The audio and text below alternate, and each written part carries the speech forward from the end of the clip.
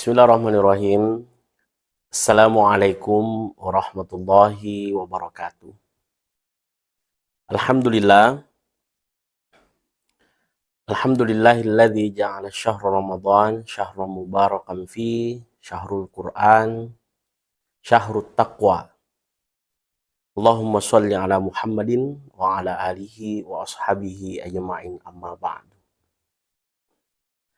Pemirsa pendengar, Sobat Rofana, seluruh pendengar dimanapun Anda berada, mudah-mudahan senantiasa kita menggapai satu predikat dalam bulan suci Ramadan ini, yaitu takwa.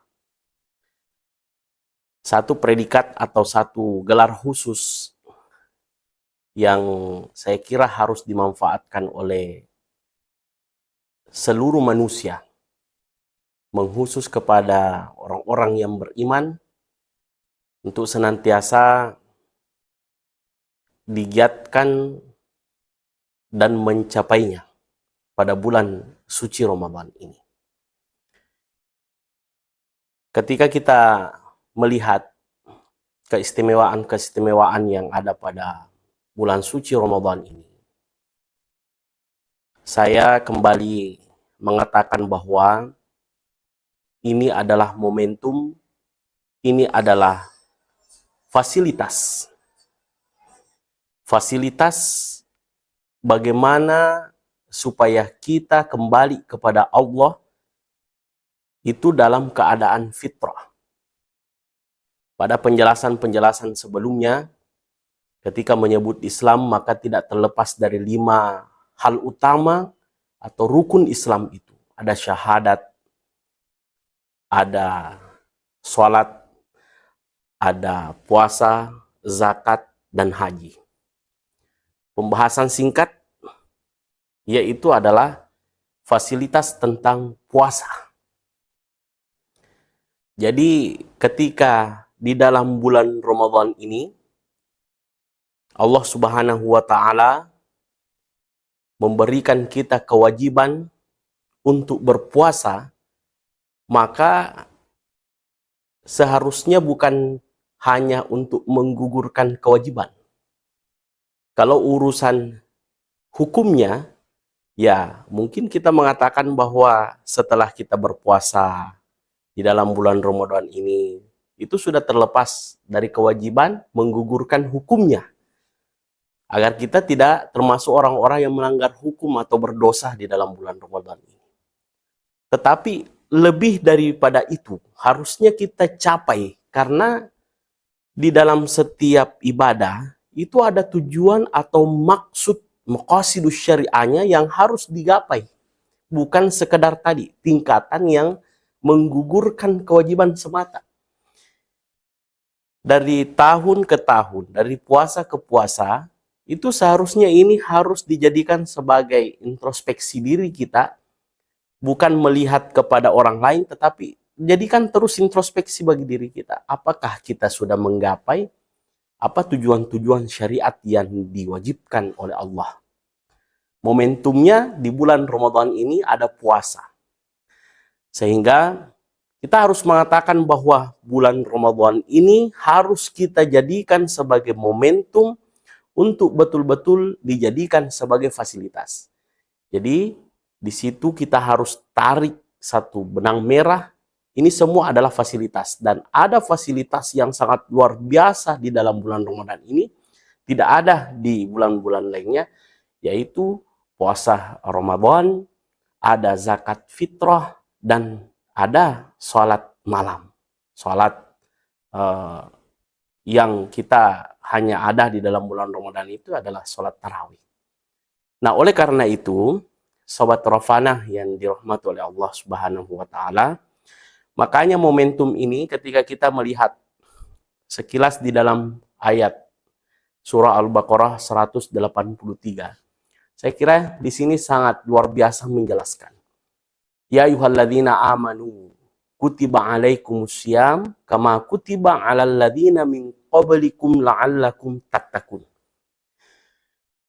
Jadi di sini mengkhusus bagi orang-orang yang beriman. Standarnya adalah orang-orang yang beriman kepada Allah. Setelah dia dipanggil oleh Allah untuk melaksanakan satu hal. Apa itu? Adalah puasa. Jadi kalau hukum diwajibkan itu seperti tadi, berarti ada sesuatu hal yang besar makna di dalamnya untuk kita pecahkan dan kita dapati masing-masing. Boleh kita nih, satu rumah bersaudara atau bertetangga atau sama-sama dalam satu masjid berjamaah. Itu bisa saja dalam konteksnya sama-sama puasa. Iya, sama-sama kita sahur, nahan lapar, haus sampai kita kemudian berbuka. Itu bisa saja sama. Perasaannya mungkin juga ya ada yang terlalu capek, ada yang terlalu haus, lapar dan sebagainya. Tetapi di balik semua itu dari segi pahala yang dijanjikan oleh Allah terhadap orang-orang yang berpuasa ini kemungkinan berbeda. Karena kenapa? Puasa ini kan ibadah rahasia dan Allah yang akan membalasnya langsung. Nah, dari puasa hari pertama sampai hari terakhir nanti, itu juga saya kira harus dijadikan sebagai momentum untuk setiap kali puasa introspeksi. Oh, ini kurang puasa ini. Saya tadi seperti ini, kok bisa ya? Padahal kan kalau kita cross check apa itu puasa, itu tidak jauh dari menahan, mengendalikan. Ya, menahan atau mengendalikan. Apa yang kita ingin kendalikan dalam kehidupan masing-masing kita. Kalau yang mungkin sudah mengalami perjalanan spiritual, melebihi dari konteks syariah saja, saya kira tahulah betapa besar potensi hawa nafsu yang dilahirkan oleh jasad kita ini. Sedangkan yang kita ingin selamatkan, yang kita ingin kembalikan kepada Allah itu adalah isi dari jasad ini. Tetapi keduanya harus sama. Sama dalam artian bahwa ini harus betul-betul bagaimana dia satu gerakan, satu prinsip, dan semua harus di dalam satu koridor, yaitu koridor kepada Allah Subhanahu wa Ta'ala. Nah, makanya puasa ini setidaknya ketika kita jadikan dia sebagai fasilitas untuk melakukan introspeksi, maka ujung-ujungnya nanti itu ya pengendalian diri kita ini, hawa nafsu kita ini. Nah, ujung-ujungnya nanti ini itu adalah bagaimana mewujudkan kesadaran diri. Ya, ini ada kesadaran tingkat tertinggi manusia. Ya, semua akan nanti ada bagi gelar-gelar itu. Gelar la'allakum tattaqun. Salah satunya adalah itu. Banyak gelar-gelar yang memang dikhususkan kepada orang-orang dan Allah yang memberikan pegelaran itu, predikat itu Allah yang memberikan. Sama dengan puasa, ya, orang yang sholat, orang yang berzakat, ya. Jadi ada derajat-derajat yang memang dari keberhasilan orang melewati satu perintah ini, itu akan diberikan derajat-derajat itu dan Allah lah yang memberikan pegelaran dan derajat itu. Makanya jemaah pada kesempatan ini, Sobat Ropana yang dirahmati oleh Allah Subhanahu wa Ta'ala, seluruh pendengar, pemirsa yang menyaksikan, bahwa jangan sia-siakan momentum puasa dan bulan Ramadan. Kalau kita keluar dari bulan Ramadan ini tidak mendapatkan sesuatu, termasuk introspeksi diri tadi, bagaimana pengendalian diri terhadap hawa nafsu kita, maka saya kira ada hal yang belum maksimal dalam pelaksanaan ibadah-ibadah di dalam bulan puasa ini. Karena ini juga salah satu jaminan dari Rasulullah SAW itu menjelaskan, kalau masuk bulan Ramadan, maka setan-setan itu dirantai. dibuka pintu surga, ditutup pintu neraka. Gitu. Kalau orang yang mengartikan langsung mengatakan bahwa, wah, ini kan aman, setannya udah terantai, pintu surganya sudah dibuka, pintu nerakanya itu sudah ditutup, mati saja di dalam bulan Ramadan. Itu bukan seperti itu maknanya. Ini adalah istilah-istilah ya perumpamaan. Karena memang kalau kita sudah masuk dalam bulan Ramadan, itu seakan-akan nuansanya berbeda gitu. Ya, jadi ada sesuatu hal yang memang berubah gitu prinsipnya. Karena kenapa? Itu tadi ada kemuliaan di dalam bulan Ramadan ini, semua umat manusia mendapatkannya, namun ada yang terkhusus tadi, yang hanya orang-orang tertentu yang mendapatkannya, ketika betul-betul bisa mengendalikan hawa nafsunya.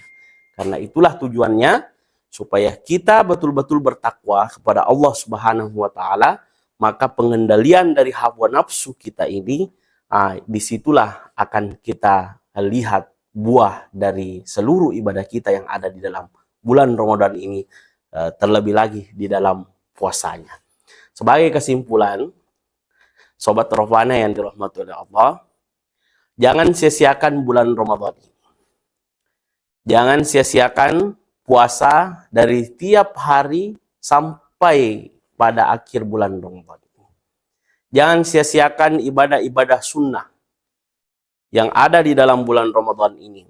Tata cara sahur, tata cara berbuka, tata cara melaksanakan sholat tarawih, dan seluruh hal-hal yang identik di dalam bulan Ramadan ini, maka itu semua harus kita maksimalkan.